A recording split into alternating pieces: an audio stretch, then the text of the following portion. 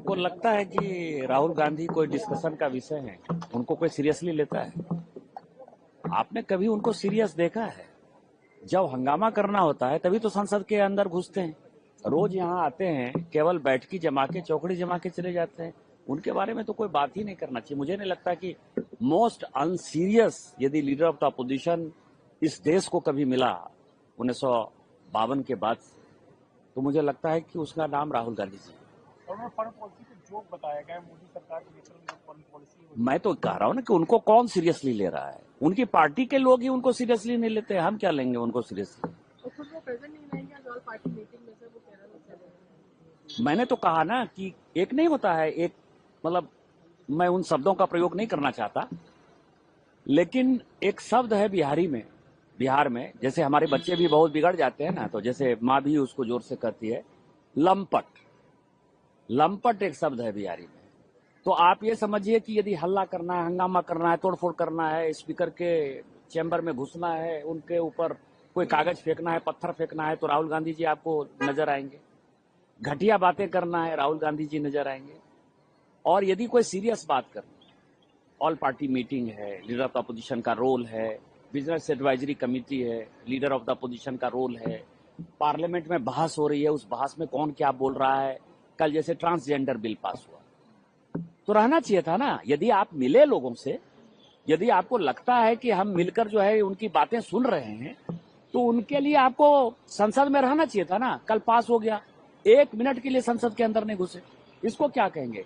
इसीलिए उस प्रकार के व्यक्ति के बारे में, अनसीरियस व्यक्ति के बारे में बहुत ज्यादा बात करने की आवश्यकता नहीं है। सर, कांग्रेस ने एलपीजी को लेकर भी प्रोटेस्ट किया है मकर द्वार पर। वो अलग चीज है, लेकिन आज जो मैंने ट्वीट किया है ये बड़ा इंपॉर्टेंट है। आज मेरा 9वां दिन है जो मैंने एक शपथ ली हुई है कि 365 दिन मैं कांग्रेस के कारनामों का ट्वीट करूंगा।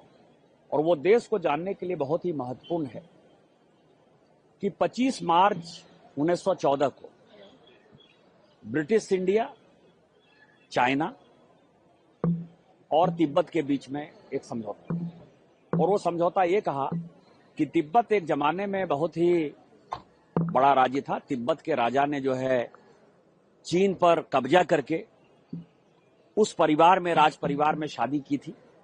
नेपाल पे कब्जा करके नेपाल राज परिवार में शादी की थी। और तिब्बत एक बड़ा अंपायर था। तो 1846 में एक एग्रीमेंट हुआ था तिब्बत और नेपाल का, जिसमें कि 10,000 रुपया, आप समझिए कि प्रत्येक साल तिब्बत को हर्जाना देना था नेपाल को, वो ट्रीटी। और जम्मू कश्मीर के साथ तिब्बत का एक एग्रीमेंट हुआ था 1842 का। उन दोनों एग्रीमेंट के बाद मैकमोहन ने एक लाइन तय की थी, लेकिन नेहरू जी ने मई 1951 में 17 पॉइंट एक एजेंडा एग्रीमेंट हुआ था तिब्बत और चाइना के बीच, उसमें उसको मान लिया। उसके मानने के कारण चीन का पार्ट जो है तिब्बत हो गया और चीन हमारा पड़ोसी हो गया।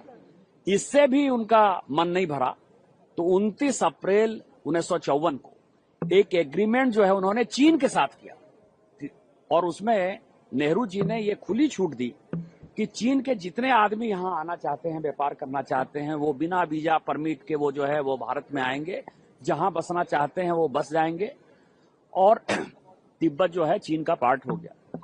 उसका नतीजा हुआ 1954 के उस एग्रीमेंट का नतीजा हुआ, आपको पता है कि आज भी 78,000 वर्ग स्क्वायर किलोमीटर जमीन हमारा चीन ने कब्जा कर लिया है। अक्साई चीन पे जब रोड बना रहा था चीन, तो 1954-55 में हमारे जब सैनिक कुछ पकड़ा गए, तो आपको पता है कि 2 महीने तक नेहरू जी उस बात को छिपाते रहे पार्लियामेंट में, किस तरह की कोई बात नहीं है। और उन्होंने अपने स्पीच में पार्लियामेंट में कहा, 1958 में ये फैक्ट है कि 1955 से मुझे पता था कि अक्साई चीन में रोड बन रहा है, अक्साई चीन चीन के कब्जे में चला गया है, लेकिन वो गोबी डिजर्ट की तरह है, जिसमें कि रेगिस्तान, ऐसा रेगिस्तान है जिसमें ना पानी है, ना अन्न है, ना जल है। वो आदमी के लायक नहीं था, इसीलिए हमने छोड़ दिया। तो आज ये महत्वपूर्ण है और देश को जानने लायक।